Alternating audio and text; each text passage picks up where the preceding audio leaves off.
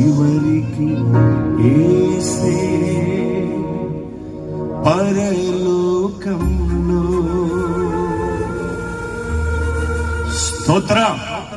నా ప్రాణం అంటారు ఎవరెవరు ఎదురవుతుంటారు, ప్రాణానికి నా ప్రాణం అంటారు.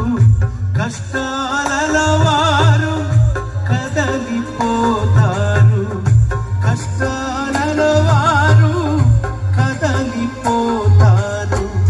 కరుణ గల యేసు నీతో ఉంటాడు, కరుణ గల యేసు నీతో ఉంటాడు.